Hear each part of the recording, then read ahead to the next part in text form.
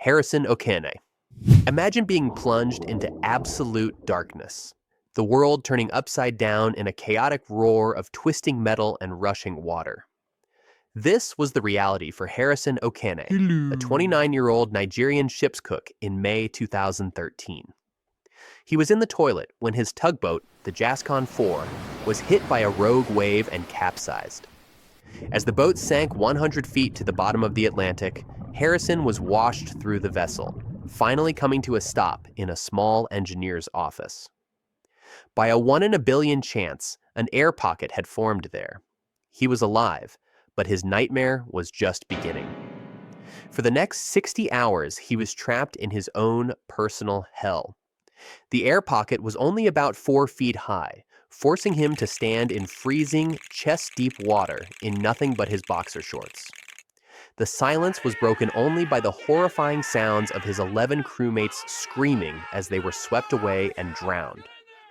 Then, an even more terrifying sound: the nibbling and bumping of fish and crabs drawn to the bodies trapped in the wreck, and to him. Desperate to escape the cold and the unseen horrors in the water, he managed to stack some objects to create a small platform, getting his torso out of the water and slowing the inevitable hypothermia. His only sustenance in all that time was a single bottle of Coca-Cola he miraculously found floating in the debris. Meanwhile, a team of commercial saturation divers from the Dutch company DCN Diving was sent down. Their mission was grim: recover the bodies and assess the wreck. They had already located several of Harrison's dead crewmates and had zero expectation of finding survivors. As one of the divers, Nico van Heerden, was swimming through the wreck, he saw a hand. He assumed it was another corpse. He reached out, and the hand grabbed him back. It was Harrison, reaching out with the last of his strength. Harrison had become an accidental aquanaut. His body was so acclimated to the pressure that after the rescue, he had to spend another 60 hours in a decompression chamber before he could safely surface.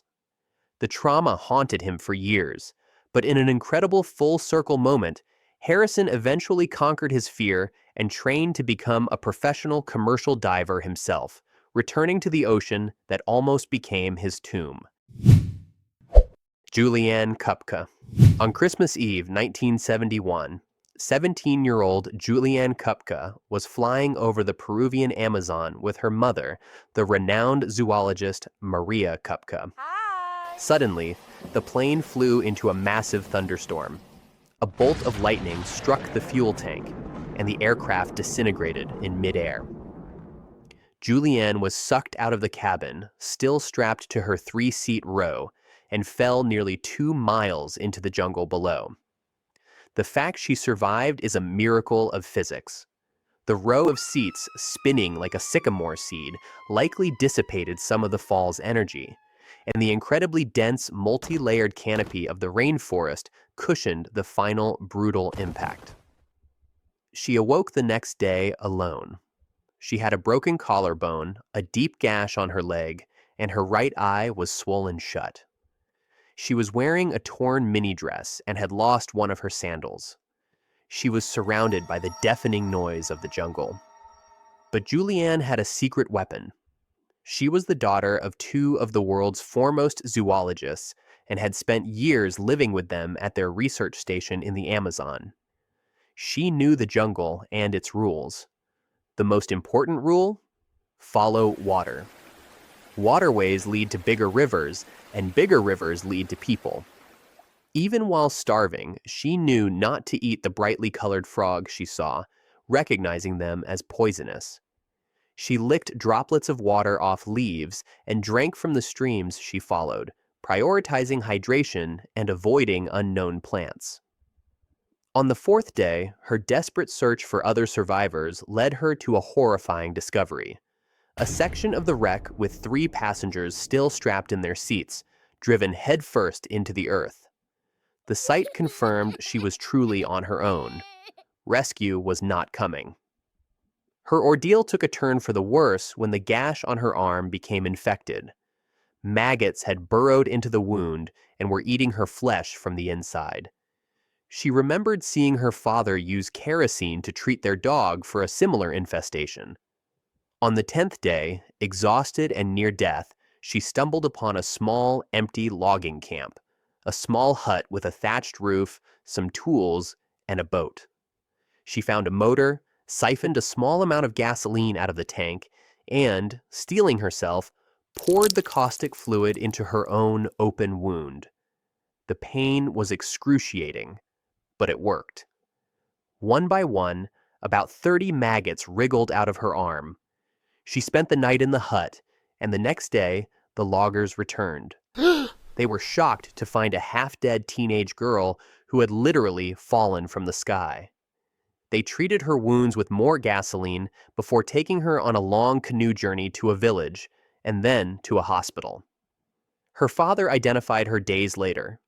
Her mother, Maria, had also survived the crash, but died from her injuries in the jungle days before Juliane was rescued. Beck Weathers. Our next story is a true resurrection. May 1996, the infamous Mount Everest disaster. Beck Weathers, a 49-year-old pathologist from Texas, was caught in the blizzard that killed 8 climbers. Blinded by the altitude and slipping into a hypothermic coma, he was left for dead by his fellow climbers. It was a logical decision. He was as good as gone. For more than 15 hours, he lay in the open, in temperatures of minus 40 degrees, his face buried in the snow. And then, something incredible happened. He woke up. He described having a vision of his family, a powerful, driving force that told him to get up. Despite being nearly blind and severely frostbitten, he somehow managed to stumble and crawl his way back to Camp 4 on pure instinct. When he arrived, his face was so frozen and blackened that the other climbers didn't recognize him. They thought he was some kind of monster, a walking corpse. But it was Beck. He had come back from the dead. He would go on to lose his nose, his right arm below the elbow, and all the fingers on his left hand to frostbite, but he survived. A testament to the sheer, stubborn refusal of the human spirit to give up, even when everyone else has already written you off. Mauro Prosperi.